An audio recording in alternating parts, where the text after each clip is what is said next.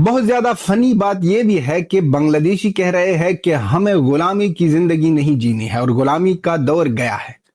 अब एक कंगालू, आप लोगों को किसने गुलाम कह दिया है? आप तो गुलाम थे पाकिस्तान के और हिंदुस्तान ने आपको जन्म दिया और हिंदुस्तान ने आपके साथ हेल्प किया। तो अब ये हुआ कि अब बांग्लादेश भी कह रहा है कि हम नहीं खेलेंगे, इंडिया नहीं आएंगे। तो अब ये है कि अब वो उसके मैचेस भी फिर से रीशेड्यूल करने पड़ेंगे। जी आतिफ साहब, ये सिक्योरिटी खदशात के बाइस बांग्लादेश ने अपनी टीम भारत न भेजने का ऐलान कर दिया है ना, तो क्या ये फैसला आईपीएल से मुस्तफिजुर रहमान के साथ रवैये के बाद किया गया है? आईसीसी हमेशा जब इंडिया ने बुली किया है ना, धमकियां दी हैं, तो आईसीसी बकरी बन गया हमेशा। आईसीसी नहीं खड़ा हो सका। पाकिस्तान के प्लेयर्स कौन सा आईपीएल में जाते हैं, लेकिन लोग देखते हैं इधर आईपीएल के मैचेस।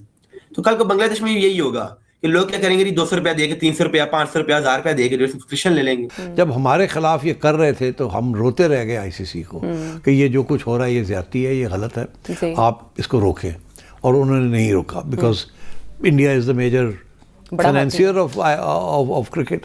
तो इसलिए पैसा टॉक्स। कंगालू अब ये भी कह रहे हैं कि आईपीएल हम ना अपने ब्रॉडकास्टिंग वालों को कह देंगे, टीवी चैनलों को कह देंगे कि आईपीएल को मत लगाओ, बाढ़ में जाए आपके ब्रॉडकास्टिंग वाले, आपकी टीवी चैनल्स बाढ़ में जाए। उनकी 1.5 अरब की अपनी आबादी है, वो खुद ही बहुत आईपीएल देखने के लिए।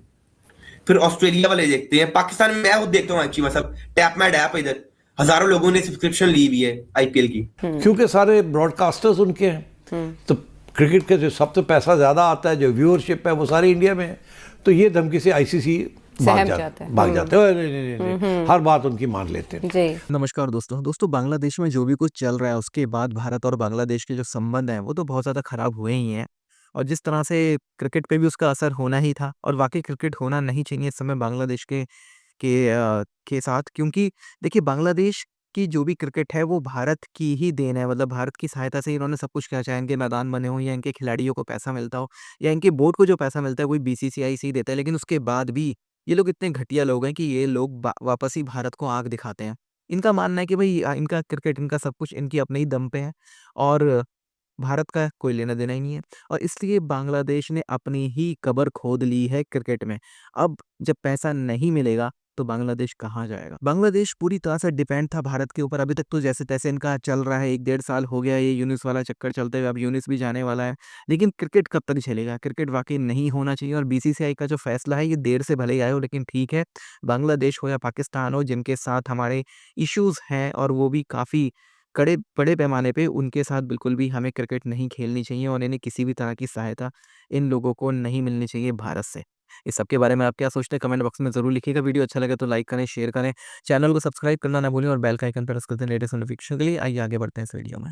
मतलब मुझे पहली बात तो मुझे नहीं लगता कि इसके पीछे पाकिस्तान अब बांग्लादेश को डायरेक्ट करेगा कि आप क्या करें या क्या ना करें।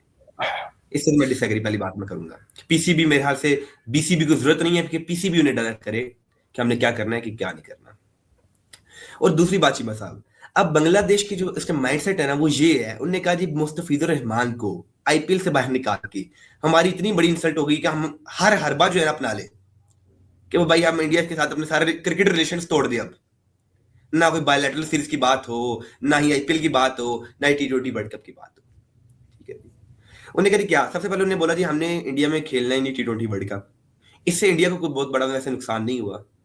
चलो आईसीसी जब उनकी मैचेस जो श्रीलंका में शिफ्ट कर दिया, कोई फर्क नहीं पड़ा।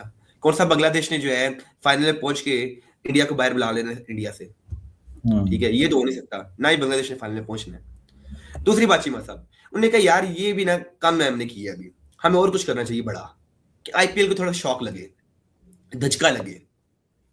उन्होंने कहा क्या किया जाए। उन्होंने रात को मीटिंग की तो उन्होंने कहा जी यार एक और आइडिया हमारे पास है, क्यों ना हम आईपीएल का ब्रॉडकास्ट जो है वो बंद कर दें, इधर हम दिखाएं ना आईपीएल के मैचेस, हमारे जो लोग हैं वो देखें ना आईपीएल।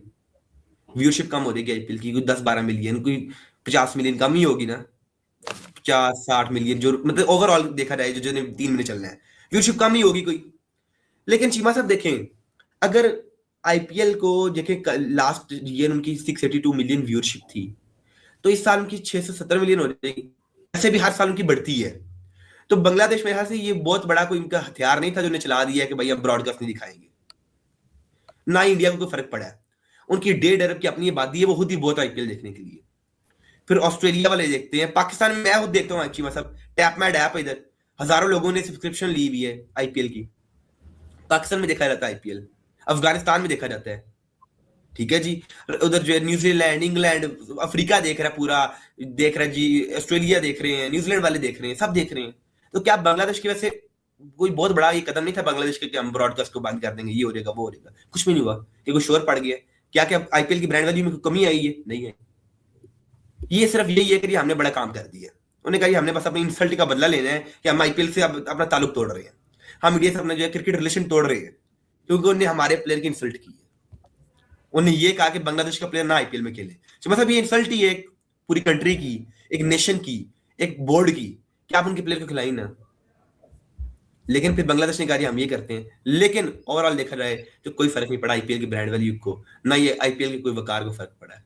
तो देखा जाए तो चले आप कर सकते हैं, बंद कर दें, क्या हो जाएगा? ज्यादा से ज्यादा 10-12 मिलियन व्यूअरशिप नीचे आ जाएगी। फिर उन्हें हर साल वो गेन करते हैं, हर रोज पाकिस्तान के लोग हर साल जो है देखते हैं, ज्यादा देखते हैं आईपीएल। हर बंदा जो है सब्सक्रिप्शन लेता है आईपीएल की, यार इतनी बड़ी लीग हो रही है। सब एक और जंग जो छिड़ी है वो है सोशल मीडिया पे। सोशल मीडिया पे जो दो तरफा इस वक्त गोलाबारी हो रही है वो बीसीसीआई और बीसीबी बांग्लादेश क्रिकेट बोर्ड के दरमियान चल रही है। और यहाँ तक कि बांग्लादेशी जो कुछ वॉरियर्स हैं, कीबोर्ड वॉरियर्स, उन्होंने तो ये भी कहा है कि आईपीएल के लोगों से आप वो हटाएं शॉट जो हमारे एक प्लेयर ने लगाई थी 2007 में, मुशरफी, उनकी जानिब से एक शॉट लगाया गया था जिसको लेकर आईपीएल का लोगो डिज़ाइन किया गया था, तो वो भी मुतालबा किया जा रहा है कि इसको भी हटाएं। अब ये मामला तब से शुरू हुआ जब मुस्तफिजुर रहमान को कोलकाता नाइट राइडर्स की तरफ से शाहरुख खान ने 9.2 करोड़ भारतीय रुपए की बोली लगाकर खरीद लिया।